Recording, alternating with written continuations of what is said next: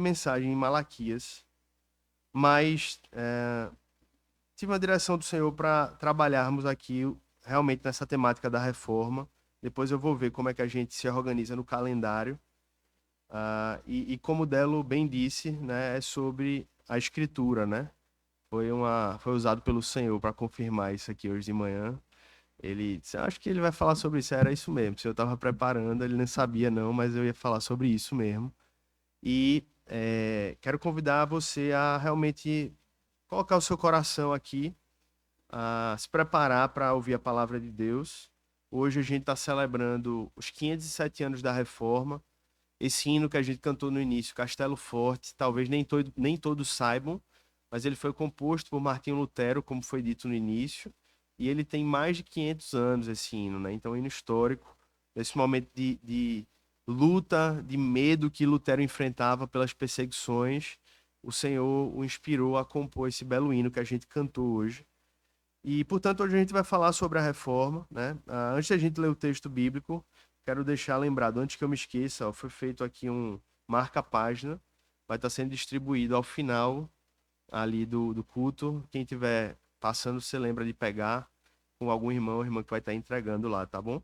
Com os 5 solas da reforma, a gente vai falar um pouco sobre isso também. E aí você faça bom uso, né? Lendo o livro. Não é para outro fim, não é para jogar no carro, não. É para pegar sua Bíblia, botar lá para marcar, ou um livro que você está lendo. E se você não está lendo, você começa a ler, amém, irmãos? É um bom incentivo para lembrar desse chamado do Senhor. Vamos orar antes de tudo, a gente depois segue expondo aqui a palavra de Deus. Senhor Deus, nosso Pai, muito obrigado pelo privilégio de estarmos aqui hoje. Muito obrigado pelo privilégio de sermos filhos teus, por estarmos aqui como família, família do Senhor, Pai. Como irmãos em Cristo e com a mesa, Pai, posta diante de nós, a mesa da graça, a mesa da ceia do Senhor, a mesa onde nos lembramos e celebramos a morte e ressurreição do Filho de Deus. Muito obrigado, Senhor. E que nessa manhã, mais uma vez, o Senhor nos abençoe, nos fortaleça, nos encoraje pela pregação da tua palavra, que é viva, que é eficaz e que possa nos fazer lembrar, Pai, a tua graça no meio da história, intervindo e agindo pela ocasião desse movimento que conhecemos como a Reforma Protestante. Que o Senhor faça com que esse espírito que agiu lá continue agindo entre nós, cumprindo seus propósitos. É a oração que fazemos em nome de Jesus. Amém. Amém, irmãos. Ah, certa vez, na ocasião da ordenação, ou melhor, coroação da Rainha Elizabeth, antes dela ser efetivamente coroada, como é feito até hoje nas celebrações de coroação, foi entregue uma Bíblia. E ela recebeu uma Bíblia e o ministro que estava conduzindo aquela ocasião lhe disse as seguintes palavras: nós lhe apresentamos este livro, Palavra de Deus, a coisa mais preciosa que existe no mundo. Aqui existe a sabedoria. Esta é a lei real. Estes são os oráculos vivos de Deus. Foi isso que aquela mulher ouviu ao ser empossada, né, em das cadeiras mais pesadas, né, do mundo, um reino britânico que durante séculos foi uma maior influência no mundo. E antes de ser coroada, ela ouviu que, antes de mais nada, ela precisava ouvir esse livro. E por isso, irmãos, eu não creio, não apenas por esse evento, mas por vários outros, eu creio que não é um exagero dizer que a Bíblia foi e continua sendo, sem sombra de dúvidas, o livro de maior influência no mundo, com tradução para mais de 3.000 idiomas. E até hoje, mesmo com o crescimento da secularização que é crescente, tanto na sociedade ocidental como na oriental, a Bíblia continua sendo o livro mais vendido e o livro mais lido no mundo. Todas as alas do cristianismo, seja os protestantes, os católicos ou os ortodoxos ou outras linhas, consideram a Bíblia como a palavra de Deus. E apesar de haver essa unanimidade, há muitas formas na forma como essas linhas se relacionam com a palavra de Deus. E hoje, celebrando o Dia da Reforma Protestante, um dos princípios base, ou uma das decorrências da Reforma, foi o que nós conhecemos justamente como os 5 solas. Estão escritos aqui, você vai ler, vai poder ver quando você receber. O sola scriptura, o somente a escritura, o sola gratia, que é o somente a graça, o sola fide, que é somente a fé, o solus Christus, que é somente Cristo, e o soli deu glória, que é somente a Deus glória. Mas se há um deles, irmãos, que é fundamental e que foi a fonte por meio do qual todos os outros foram desenvolvidos, é o sola scriptura. Porque foi a partir da percepção de que somente a Escritura poderia ser a fonte final, máxima de autoridade sobre a igreja, que Lutero teve a ousadia e a coragem de ir de encontro contra algo que se estava estabelecido e dizer que não era por aí. Com base em que ele fez isso? Não foi em última instância na sua coragem, na sua força. Foi no fato de crer que esse livro ele era e ele é a palavra de Deus que precisava ser proclamado e ensinado a qualquer custo, acima de qualquer outra ideia, de qualquer outro valor, de qualquer outra doutrina. E por isso que eu quero começar com uma pergunta: o que é que nos distingue enquanto cristãos protestantes na nossa visão em relação às Escrituras? E para ser mais preciso, o que é que isso significa para nós hoje, no século XXI? São essas duas perguntas que a gente vai buscar responder, irmãos, através desse sermão. E eu espero que o Senhor possa aplicá-lo e abençoá-lo através disso. Abra sua Bíblia em 2 Timóteo, no capítulo 3. Esse é um texto, dentre vários, que eu poderia recorrer para a gente entender a relevância desse tema. Mas esse, sem dúvidas, é um dos que mais nos mostram de maneira clara sobre o papel da palavra de Deus, a relevância dela também.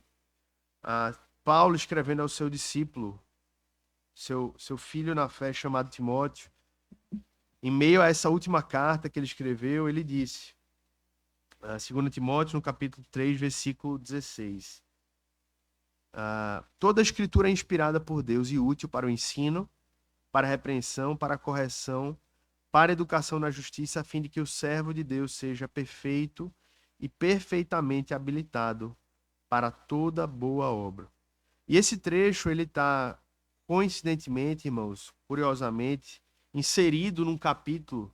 Se você olhar o versículo 1 do capítulo 3, aí eu não vou ler por conta do nosso tempo, mas se você ler com calma, você vê que ele começa, e ele fala sobre a palavra de Deus justamente contextualizando uma época na qual se estava iniciando, que é conhecido como a época dos últimos dias. Ele diz que é justamente a época em que os homens serão egoístas, avarentos, presunçosos. Então ele começa a falar sobre a Bíblia como essa resposta para uma sociedade cada vez mais distante de Deus. E ele diz que exatamente essa palavra, ela é suficiente para os desafios que Timóteo já enfrentava em sua época e, portanto, ela é suficiente para nós em meio aos desafios de uma sociedade pós-moderna no século XXI. Paulo estava dizendo, em outras palavras, que a Bíblia ela é um livro que era capaz de preparar o cristão para tudo que ele faz. Quando ele usa essas expressões, ela é inspirada, em primeiro lugar, ele quer dizer algo óbvio, ela vem do próprio Deus. Tudo que a gente lê nesse livro é palavra de Deus. Nós podemos lê-la, cada passagem, cada versículo, cada página, cada livro, sabendo que tudo que a gente lê vem diretamente do trono da graça. E logo em seguida ele diz, e não apenas inspirada ela é, mas ela é útil. Útil para quê? Para o ensino, para a repreensão, para a correção, para a educação na justiça. Ou seja, para tudo que nós precisamos essencialmente para viver uma vida que agrade a Deus. E aí ele termina dizendo, a fim de que o servo seja perfeito e perfeitamente habilitado para toda boa obra. Ou seja, não apenas para a sua vida ir bem, mas para que ele possa ser um instrumento de Deus para que a vida dos outros sejam abençoadas também, para que a obra de Deus seja realizada. Então, irmãos, o fundamento dessa utilidade reside no fato de que a Bíblia não veio da mente de um homem. Ela veio, em última instância, da mente de Deus. Porque se ela fosse apenas fruto da mente humana, ela poderia até ser algo legal, algo interessante, mas ela nunca seria capaz de nos preparar plenamente para a vida, para tudo que nós precisamos.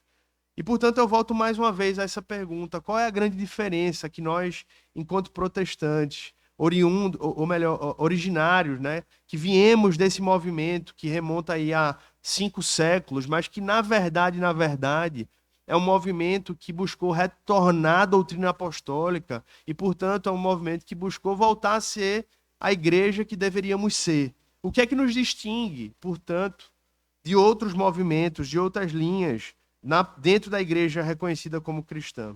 Para responder essa pergunta, a gente precisa voltar a entender a reforma. Se você esteve aqui na aula, você com certeza já entendeu bastante sobre isso, mas eu vou retomar um pouco porque nem todos estavam presentes e nem todos conhecem essa história da reforma protestante, né? Mas, voltando aqui, irmãos, desde a igreja primitiva, quando Paulo escreveu a Timóteo, por exemplo, até o início do período medieval, a maioria dos líderes e teólogos da igreja via a Bíblia como a única fonte verdadeiramente confiável de verdade cristã. Ou seja, como a única fonte da qual não se poderia duvidar. Todavia, isso foi um processo, é óbvio, mas se a gente vai ler os relatos e busca entender o pensamento ali dos líderes da história da igreja, a gente pode dizer que a partir do século XIV para o século XV, essa mudança começou a acontecer. Por exemplo, a tradição, que sempre foi uma marca da igreja, a igreja é, por natureza, alguém que lida com tradição. Porque a gente repassa aquilo que a gente antes recebeu. O próprio apóstolo Paulo diz, eu lhes entreguei o que antes eu recebi. Então, é óbvio que a igreja lida com a tradição. O problema é que a partir do século XIV e século XV, o que mudou é que essa tradição passou a ser utilizada com T maiúsculo. E o que é que significa? É que ela passou literalmente a ser colocada em pé de igualdade com as escrituras, assim como a interpretação do magistério, ou em outras palavras, com a palavra do Papa, com a interpretação que o Papa ex-cátedra comunicava aos seus ministros, aos seus bispos, arcebispos e etc., daqueles que estavam debaixo da sua liderança. Então, uma vez, irmãos, que isso muda, foi justamente a partir dessa chave virada, a partir do momento em que a igreja deixou de ter um fundamento central, que era a palavra de Deus, que era o chão sobre o qual a igreja crescia, e ela passou agora a ser colocada sobre, não apenas sobre um único solo, mas sobre um tripé, o qual a igreja romana até hoje recorre, que é a palavra, o magistério e a tradição, é que tudo começou a ser afetado. Porque se a tradição e a interpretação dos concílios e das falas e das bulas papais tinham a mesma autoridade, quem poderia dizer, em última instância, quais doutrinas estavam erradas? Eles estavam em pé de igualdade. No cárcere, quando foi sentenciado pelo Papa a ser queimado vivo, em 1415, um pré-reformador conhecido como John Hus, ele disse o seguinte, pouco antes de ser morto: podem matar um ganso, porque Hus, na língua dele lá, era ganso. Então eles podem matar um ganso. Mas daqui a 100 anos, Deus suscitará um cisne que não poderá queimar. E exatamente 102 anos depois, vem Lutero. E 102 anos depois de Hus morrer, o cisne afixou na porta de Wittenberg. Essa é uma profecia que a igreja protestante reconhece como cumprida, né? Pelo menos quem crê nisso, como cumprida em Lutero. E 102 anos depois, em 1517, 31 de outubro, ele fixa na porta de Wittenberg as suas 95 teses, nas quais ele, ponto a ponto, discriminava coisas, experiências, ideias que estavam sendo aplicadas e replicadas que não encontravam respaldo na palavra de Deus. Por exemplo, tese 21, Lutero disse: erram, portanto, os pregadores de indulgências que afirmam que a pessoa é absolvida de toda a pena e salva pelas indulgências do Papa. Era uma verdade que se ensinava à época. Tese 27. Pregam doutrina humana os que dizem que tão logo tilintar a moeda lançada na caixa, a alma sairá voando do purgatório para o céu. Era o que se ensinava à época. Tese 28. É certo que ao tilintar a moeda na caixa, podem aumentar o lucro e a cobiça. A intercessão da igreja, porém, depende apenas da vontade de Deus. Então ele critica as indulgências, critica aquele movimento onde literalmente se vendia, não era, isso é importante dizer, tá? A venda não era exatamente de salvação. A gente precisa entender teologicamente o que se oferecia. O que se vendia era uma força para sair do purgatório, certo? Não se vendia a salvação. Pelo menos, de maneira geral, não era isso. Poderia ser que alguém ensinasse. Mas quando fala das indulgências, era porque o purgatório era esse lugar intermediário entre o céu e o inferno. E aqueles que não chegaram àquele nível elevado iriam para o purgatório, que ficaram ali meio que com alguma coisa pendente. Então, essa venda de indulgências era para dar uma força àqueles que, porventura, estivessem no purgatório, de acelerar esse processo. Veja que coisa absurda, né? E quando Lutero ensina essas 95 teses, irmãos, ele recebeu uma resposta de um padre italiano chamado Silvestro Prierias, que em um trecho da carta disse a Lutero: quem não se apega aos ensinamentos da Igreja Romana e do Papa como regra infalível de fé, a partir dos quais até mesmo a Sagrada Escritura deriva sua força e autoridade, é um herege. Foi por posicionamentos como esse que Lutero, por mais que se esforçasse por manter a unidade da igreja, ele chegou a dizer depois a paz sempre que possível, mas a verdade a qualquer custo. E ele disse, ao receber não apenas uma dessas cartas desse padre, mas de vários outros, e ser perseguido, foi que ele finalmente entendeu que aquele movimento não poderia continuar dentro da igreja romana por mais esforços que ele empreendesse nesse sentido. A prova disso é que em 1545, o Concílio de Trento respondeu à reforma, e não se retratando da maioria dos elementos que eram condenados pelos reformadores, porque vale ressaltar, isso não é apenas sobre Lutero. A gente usa Lutero como um exemplo, porque não tem tempo de citar todos, mas foram dezenas, centenas de pré-reformadores e de reformadores de homens, de mulheres que deram a sua vida para mostrar que os caminhos da igreja não estavam alinhados com o caminho da palavra, irmãos. E é por isso que em 1545, em resposta ao movimento da reforma, o Concílio de Trento disse: todas as verdades salvadoras e regras de conduta estão contidas nos livros escritos e nas tradições não escritas recebidas pelos apóstolos da boca do próprio Cristo ou dos próprios apóstolos. Então o Concílio de Trento reafirma, em pé de igualdade, a tradição ao lado da palavra de Deus, e isso selou um caminho irreversível, onde não poderíamos mais entender uma unidade entre essas duas igrejas, porque o fundamento de fé estava na essência prejudicado. A gente estava partindo de duas origens diferentes. Era um rio que dava água doce na sua fonte e um rio que dava água salgada. Não teria como compatibilizar.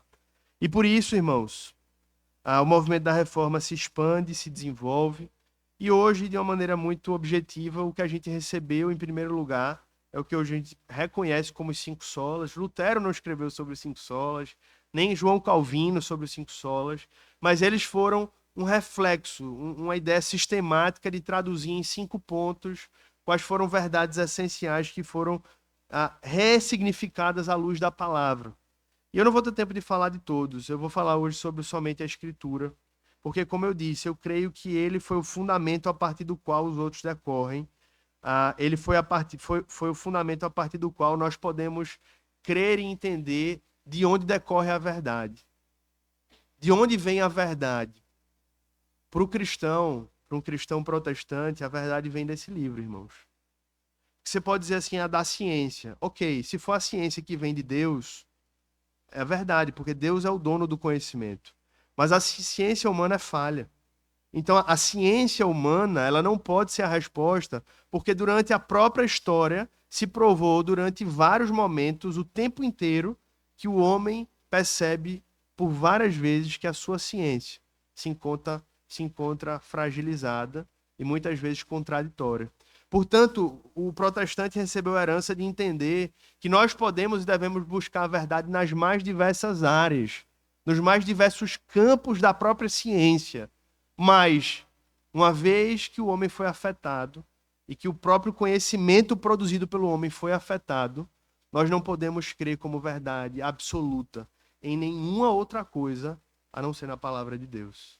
E todas as outras verdades que porventura nós descobrimos, elas precisam ser confrontadas com a palavra de Deus, a fim de que elas sejam avaliadas se pelo menos em primeiro passo elas têm algum fundamento. Se em primeiro passo, em primeira instância, elas podem ser recebidas para depois serem exploradas. E foi isso que Lutero e os reformadores entenderam. Entenderam que a Bíblia é a autoridade absoluta, a autoridade final de fé e prática da igreja e do cristão. Como eu disse, irmãos, se admitia outras fontes de conhecimento, porque existem outras fontes, mas se rejeitava fortemente qualquer ideia de que outra fonte pudesse ter igual autoridade às Escrituras, porque somente a Bíblia é a palavra inerrante, infalível e perfeita de Deus. Amém, irmãos? E justamente por ser tão importante, todo cristão precisa ter acesso a ela. Justamente por entender que o Espírito Santo que nos habita, ele é capaz de nos fazer entender a revelação de Deus. É que nesse movimento se iniciou não apenas as traduções da Bíblia para os idiomas locais, mas a tradução da Bíblia e o incentivo a que essas Bíblias fossem totalmente propagadas, fossem produzidas em larga escala e dadas, e o povo precisava ter acesso a esse livro, porque se ele é a palavra de Deus, o povo precisava lê-lo, e o povo iria ser abençoado e edificado através desse livro. E foi a partir desse momento, irmãos, que a reforma acabou sendo propulsora também de um movimento de tradução da Bíblia, de um movimento de levar a Bíblia, doação da Bíblia, e à luz desse princípio se fundamentou toda a reforma protestante. É importante entender que os reformadores, eles viam como importante os credos, os concílios. O movimento da reforma não foi um movimento avesso aos credos, por exemplo. Pelo contrário, os reformadores continuavam afirmando o credo apostólico, o credo de Nicéia, o credo de Constantinopla. O que é isso? Você diz assim, né? Eu não sei o que é isso, não. Eu sou muito protestante. Tem coisas que a gente protestante precisa reaprender também. Porque às vezes a gente rejeitou coisas e a gente jogou a água fora com o bebê, com o bebê dentro, né? Os credos, irmãos, são nada mais experiências de dizer e buscar tentar resumir em poucas palavras o que nós cremos.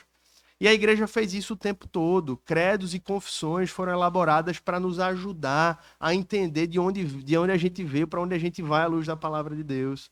Então isso é importante porque um dos erros, né, da igreja protestante foi ter ignorado qualquer coisa, como se da Bíblia nós não pudéssemos extrair verdades. A questão é que essas verdades precisam ser lidas e interpretadas à luz da Bíblia para sabermos se elas se confirmam. Então eles não rejeitavam, né? Não rejeitavam esses documentos, mas criam que a autoridade da igreja, dos líderes, dos concílios e dos credos estavam subordinados às escrituras. E é por isso que na Assembleia de Worms, quando Lutero foi chamado para prestar contas, a resposta dele foi o seguinte, ao ser chamado para se retratar. Ele disse o seguinte, abre aspas, a menos que eu seja convencido pela evidência das escrituras, ou por plena razão, pois não posso crer apenas na autoridade do Papa ou dos concílios, uma vez que é evidente que eles erraram repetidamente e contradizem-se, considero-me preso às escrituras que citei, e a minha consciência está cativa à palavra de Deus. E aí daí, irmãos, realmente a reforma não teve mais freio, né? E tudo começou a ser ressignificado à luz desse princípio, que era o princípio do somente a Escritura. E não houve apenas uma mudança de visão sobre o papel da autoridade das Escrituras, mas uma mudança sobre a forma como as pessoas passaram a se relacionar com a Bíblia. Porque como talvez vocês saibam, né, ou a maioria de vocês sabe, a Bíblia deixou de ser um livro que era apenas acessada por alguns homens do clero da igreja, porque nem todos do clero da igreja tinham acesso, vale ressaltar. Isso ficava muitas vezes restrito a depender do nível de autoridade que você tinha. Então, até alguns dentro do clero tinham dificuldade de ter acesso à Bíblia, que era traduzida principalmente para o latim, conhecida como a Vulgata, e passou literalmente a ser acessada por todos que com o livro impresso poderiam lê-la. E esse foi o motivo, irmãos, que logo depois que a reforma se deflagra, Lutero passa um ano isolado em um castelo, traduzindo a Bíblia do latim, ou melhor, do original, né, hebraico e grego, diretamente para o alemão. E se eu pudesse resumir, para nós chegarmos aqui a uma conclusão dessa parte histórica, os grandes problemas da igreja no século XVI, na sua relação com as escrituras, né, porque eu não vou ter tempo de falar tudo aqui, em primeiro lugar é colocar a tradição e a interpretação papal no mesmo grau de autoridade dela, ou seja, diminuindo a sua importância em detrimento ou equiparando a revelação de Deus, a inspiração de Deus, ao conhecimento limitado de homens falhos e pecadores. Em segundo lugar, irmãos, o segundo problema era o acesso mediado e limitado à Bíblia. Porque nem nas missas o povo entendia a Bíblia. Por quê? Porque a missa era em latim. Então, alguns até entendiam, mas outros não. Então, literalmente, a missa ela era um ato onde, praticamente no passe de mágica, as pessoas acreditavam que eram abençoadas. Ainda que muitas vezes nem houvesse entendimento, se cria que havia uma experiência da graça de Deus sendo derramada, sobretudo na Eucaristia, onde eles creem, até hoje, que ali é o corpo e o sangue de Cristo literalmente sendo recebidos e assim agraciando as suas vidas. E o que eu quero defender aqui hoje, irmãos, é que apesar da igreja do século XXI enfrentar problemas diferentes da igreja do século XVI, nós lidamos com problemas também, de várias óticas, né? O nosso irmão compartilhou sobre isso na aula. E hoje eu vou me concentrar aqui sobre os nossos problemas relacionados às escrituras. Porque se é dela que decorre todos os outros, eu creio que é importante a gente entender quais são as lutas que nós enfrentamos hoje, para que nós não caiamos em erros também tão graves quanto o da igreja romana à época. Eu creio, irmãos, que um dos graves problemas que hoje nós enfrentamos, dado o fato que nós vivemos numa época onde as pessoas são muito espiritualizadas, nós, não sei se você já percebeu isso, mas principalmente no Brasil, na Europa talvez seja diferente um pouco, ou talvez não, mas no Brasil, mesmo que a pessoa não seja cristã, ela tem, em regra, algum tipo de espiritualidade. A gente conhece, em regra, poucos ateus raízes, né? Ateu raiz é difícil de encontrar hoje. Normalmente as pessoas estão criando o seu cardápio espiritual e literalmente elas juntam o que elas acham que faz sentido com base na sua razão ou principalmente nas suas experiências para definirem aquilo que elas acreditam. E portanto, meus irmãos, eu creio que hoje um dos nossos desafios é que justamente diante de uma sociedade com contextos diferentes, eu percebo que esse fato de se colocar a experiência e os próprios sentimentos no mesmo grau de autoridade da Bíblia é um dos movimentos de reforma que a gente precisa em nossos dias. Hoje as pessoas não recorrem, em regra, se não forem católicas, à tradição nem ao magistério. Elas recorrem ao eu sinto que. Não, mas eu estou sentindo. Mas o que a gente sente, irmãos, se não está alinhado com a palavra de Deus, não importa. O nosso coração, como vocês bem sabem, é enganoso. Mas hoje, em nossos dias, parece que nesse tripé, ao invés de se colocar a tradição e se colocar o magistério, foi colocado a experiência e os sentimentos. Eu sinto e eu já vivi. Eu já ouvi. Alguém já me contou. E através desse suco se formou um novo tipo de espiritualidade, inclusive dentro da igreja protestante. Não importa o que a palavra de Deus diz, ou pouco importa o que a palavra de Deus diz. Eu sinto. O Espírito Santo me disse. Pior ainda. O Espírito Santo está testemunhando dentro de mim. Ou não, mas eu vi alguém vivenciar isso. Eu vivenciei experiências e eu creio que Deus está me guiando dessa maneira. A resposta para isso é somente a Escritura, meus irmãos. Somente a Escritura. Precisamos voltar à palavra de Deus. E, em segundo lugar, eu percebo que um dos problemas que a gente enfrenta hoje também é semelhante àquela época. Mas em que sentido? No sentido de que nós também temos, muitas vezes, e muitas pessoas são tentadas a terem o seu acesso mediado e limitado à Bíblia. Primeiro, limitado porque tem gente que não lê. Tem crente que não lê a Bíblia. Você deveria ser católico e não protestante se você não lê a Bíblia. Porque o católico, ele ainda recebe o meio de graça na missa. Ainda está tudo bem com ele se ele vai para a missa e não lê a Bíblia. Mas se você é crente e não lê na Bíblia, você está na igreja errada, meu irmão. Você deveria virar, se você ainda quiser ficar na tradição cristã, católico. Faz mais sentido. Porque você não está bebendo do Senhor, você não está bebendo da fonte. Não faz sentido. Você precisa entender que você recebeu a maior graça, que além de ser habitado pelo Espírito Santo, é você poder ouvir a voz de Deus pela sua revelação. Então, o único meio de você se convencer disso, primeiro, é uma obra do Espírito Santo. Ele precisa nos constranger. E segundo, você entender a dádiva do presente que você e eu temos, irmãos. Temos a voz de Deus falando conosco o tempo inteiro, a qualquer momento do dia. Não tem limitação de acesso. Nós ouvirmos Deus falar e respondermos a Ele através da oração. É livre acesso 24 horas por dia. Então essa é a primeira coisa que eu diria, um acesso limitado quando as próprias pessoas não leem a Bíblia. Primeira coisa, temos ela em nossas mãos, hoje nem precisamos nem gastar dinheiro se não quiser, porque tem livre acesso na internet. E em segundo lugar, meus irmãos, eu creio que uma das tentações que a gente pode enfrentar, e aí você avalia, cada um faz sua avaliação pessoal, mas eu percebo, aconselhando pessoas, ouvindo e vendo, né, as histórias, é que tem muita gente que tem substituído a ouvir a palavra de Deus por ouvir pregações da palavra de Deus. E veja, pregações são meios de graça, eu creio nisso. Eu creio que o Senhor abençoa a sua igreja com o ensino.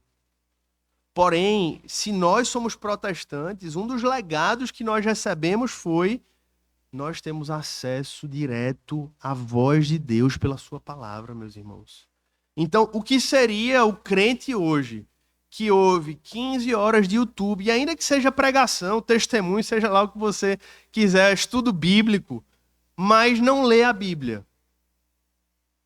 É, dadas as devidas proporções, o mesmo problema do romanismo do século XVI. Está criando os seus próprios mediadores. Talvez um pouco melhores, graças a Deus, dependendo do que você escutar, mas é uma mediação também. Você está abrindo mão de ouvir a voz de Deus falando diretamente ao seu coração.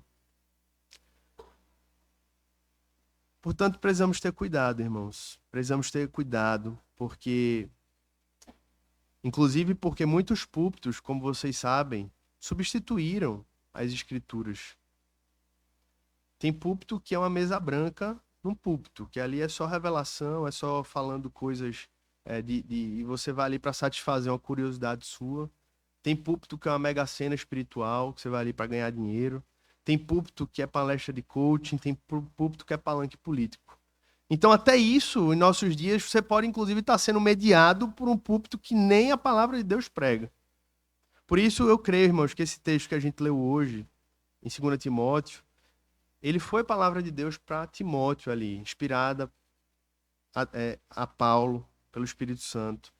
Mas foi uma palavra de Deus para os reformadores e é uma palavra de Deus para nós hoje. Porque se nós realmente cremos que a palavra de Deus ela é inspirada, nós precisamos nos apropriar desse livro. Precisamos vivê-la, aplicá-la em nossas vidas. Precisamos realmente fazer com que esse legado da reforma ele seja experimentado em nós.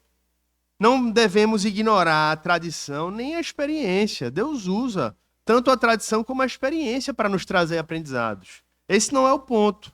Mas o nosso desafio é não colocarmos nenhuma dessas coisas acima da palavra de Deus.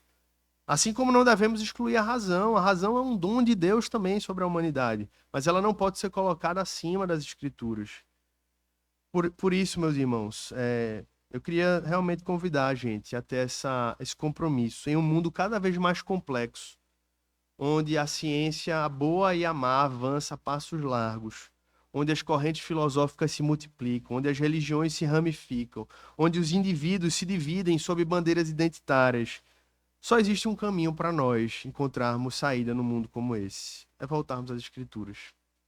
É dizermos, no mundo de tanta confusão, tanta informação, tanta ideia, nós precisamos voltar à palavra de Deus. Nós precisamos voltar a esse livro. Nós precisamos a nos alimentar dele, não apenas quando eu sinto que eu estou precisando. E eu queria fazer essa aplicação prática. Eu não quero recorrer a ele apenas quando eu tenho que tomar uma decisão. Porque quando você faz isso, é como se você pudesse imaginar que você para de se alimentar. E você agora vai decidir viver com um jejum não intermitente, mas um jejum permanente. E você só vai recorrer à Bíblia quando você precisa dela. É como se você fosse imaginar, eu só vou recorrer ao alimento quando eu estiver desfalecendo. Não faz sentido isso. A Bíblia, ela precisa ser lida como se fosse, pois ela é alimento diário. E quando ela é lida como alimento diário, acontece exatamente o que acontece quando a gente come diariamente. A gente come, a gente nem lembra muitas vezes o que comeu ontem, se foi uma refeição ordinária. Mas foi exatamente aquele alimento que nos sustentou para estarmos aqui hoje. Foi exatamente aquele alimento que nos deu o fundamento para estarmos aqui com saúde hoje, de pé hoje. E é assim com a palavra de Deus, irmãos. Irmãos muitas vezes chegam destroçados na igreja e podem haver muitos motivos para isso, né? Inclusive pecado de outros e seu pecado, ou simplesmente a soberania de Deus agindo e quebrantando corações para que a gente se volte para Deus. Mas em alguns momentos isso é fruto simplesmente do fato de não haver alimento espiritual. Uma inanição espiritual deliberada que gera uma vida espiritualmente destruída, uma vida desnutrida. Portanto, meus irmãos, é realmente o convite do Espírito Santo para nós hoje, ouvindo isso, esse resgate, e esse próprio legado da reforma, é para que a gente possa permitir que o Senhor Jesus nos governe na medida em que a gente se submete à palavra de Deus, em que a gente consome essa palavra. E esse é um convite radical, irmãos, porque a ideia é que a gente precisa fazer o seguinte: tudo que a gente pensar, tudo que a gente fizer, tudo que a gente decidir, precisa ser feito à luz da palavra de Deus. Esse é o nosso chamado. A gente precisa realmente entender que a Bíblia não é apenas uma solução para os problemas que vão surgir. Não, tudo, em tudo que eu fizer, em tudo que eu planejar, em tudo que eu agir, seja a mente de Cristo em nossa mente, irmãos. Seja a palavra de Deus lavando o nosso ser e nos dando discernimento para a gente fazer a vontade de Deus. Então esse é um convite para a gente tirar do trono os falsos ídolos e permitir que essa palavra ela governe as nossas vidas. Porque, irmãos, a verdade é que, em última instância, não é sobre a palavra, para ser sincero. A palavra é uma bênção de Deus para nós. Mas, na verdade, o grande fim de nós vivermos na palavra é nós encontrarmos o Deus da palavra. Ela não é um fim em si mesmo, a palavra de Deus. Ela é um meio fiel e poderoso para que nós encontremos o Deus da palavra. Na verdade, é como se diz, toda a palavra de Deus aponta para Cristo Jesus. Então, na verdade, ao lermos a palavra de Deus, não é um benefício em si mesmo ler a palavra de Deus. É um benefício que vem do fato de nós a ler, de enquanto nós a lemos, nós encontramos com Deus Pai, nós encontramos com Deus Filho, nós encontramos com Deus Espírito Santo. E, sobretudo, nós somos revelados a obra que esse Deus Trino realizou precisamente por meio do Filho, que é Cristo.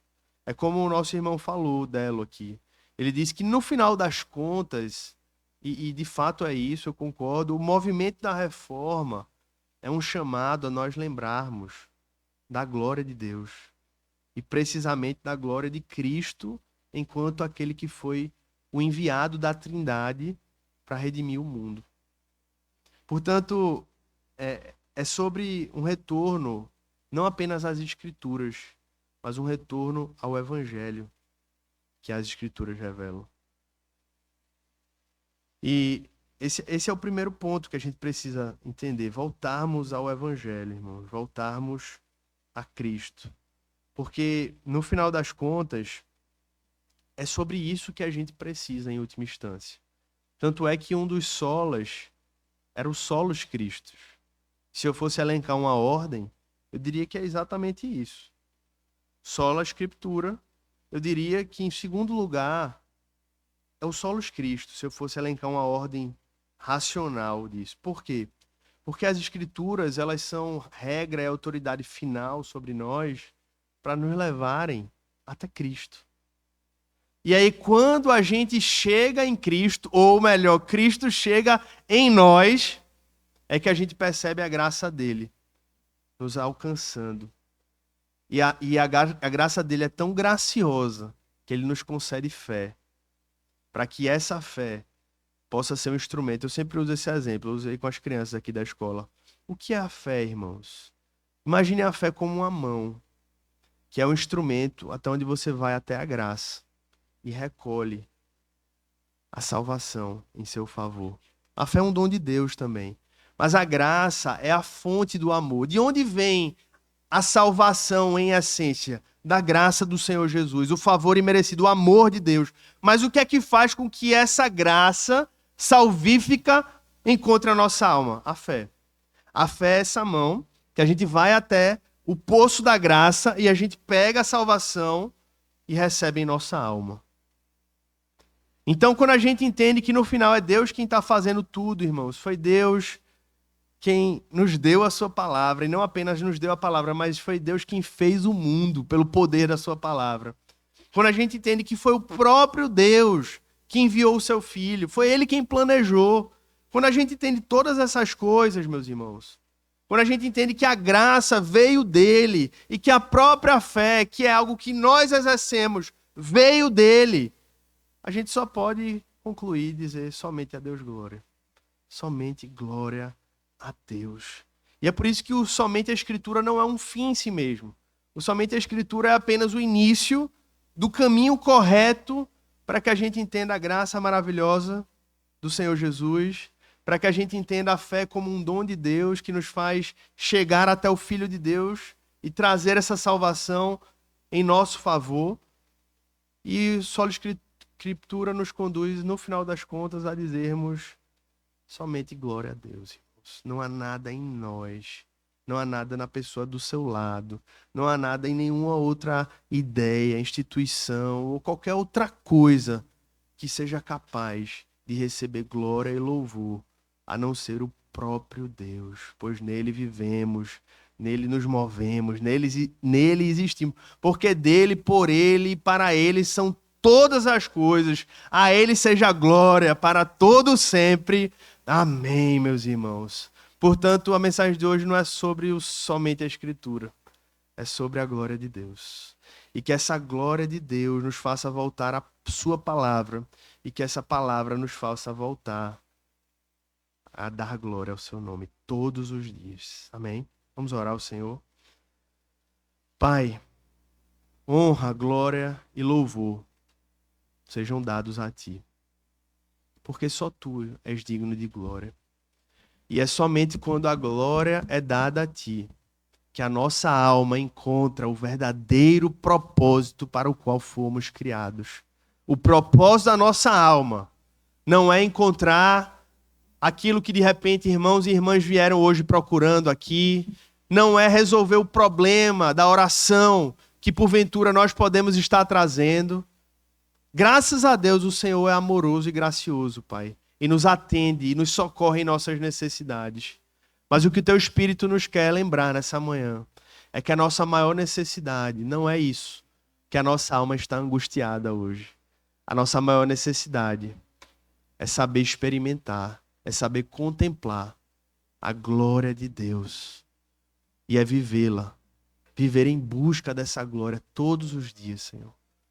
Que nós sejamos renovados pelo Espírito Santo, sejamos cheios do Espírito Santo, mas não para o nosso bem, não para o nosso benefício apenas, mas que sejamos cheios do Espírito Santo, Senhor, para que a nossa vida contemple a Tua glória e para que a nossa vida reflita a Tua glória, Senhor. Que os reformadores, Senhor, sejam para nós não heróis, mas sejam mais um elemento para revelar a Tua glória por meio dessas vidas santas e dedicadas à causa do reino. Eu te peço por cada irmão aqui presente, Senhor, cada irmã. Eu sei que no mundo caído, as lutas são grandes, Senhor. Mas a resposta para elas, em última instância, não é Deus, o Senhor, necessariamente fazer aquilo que a gente espera, mas é a gente aprender a contemplar a Tua glória em meio a todas as estações da nossa vida. Nos dias bons, nos permite Te glorificar, Pai, com as alegrias. Nos dias maus, nos permite Te glorificar com a nossa dependência e devoção a Ti. Nos dias de incerteza, nos permite Te glorificar com a nossa confiança inabalável de que o Senhor continua firme, a despeito de todas as instabilidades.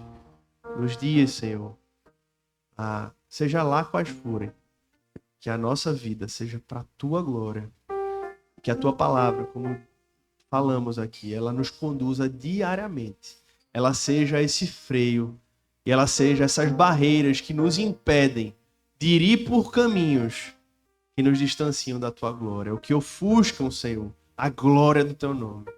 Abençoa Teus filhos, prepara o nosso coração para Te cultuarmos e darmos glórias a Ti, partilhando da ceia do Senhor. Graciosamente nos alimenta também, porque nós cremos, assim como muitos reformadores, que apesar do pão não virá o corpo de Cristo, nem o cálice virá o sangue de Jesus, mas nós cremos plenamente que mesmo o pão permanecendo pão, o cálice permanecendo cálice, nós cremos plenamente que a presença real de Cristo está entre nós e que a ceia do Senhor é um dos momentos onde graciosamente o Senhor se faz espiritualmente real e presente no meio da sua igreja, Senhor. Não apenas dentro de nós como povo ou como filho de Deus, mas o Senhor faz presente de uma maneira ainda mais sobrenatural com a presença real de Cristo no meio da sua igreja. Então que o Senhor possa, Pai, assim como João viu em Apocalipse, ter liberdade para andar no meio da sua igreja, liberdade para agir no meio da sua igreja, que através do Teu Espírito Santo o Senhor opere, Senhor, aqui nessa manhã, trazendo não apenas edificação, força, alegria, trazendo resposta às orações, mas que o Senhor faça toda a Tua obra, Senhor, em nosso meio, principalmente nós enxergarmos a Tua glória no meio da Tua igreja também. É o que nós oramos. Prepara o nosso coração, perdoa os nossos pecados e nos habilita, Senhor, espiritualmente, por meio do Teu Filho, para participarmos da ceia do Senhor. É a oração que nós fazemos em nome de Jesus. Amém e amém.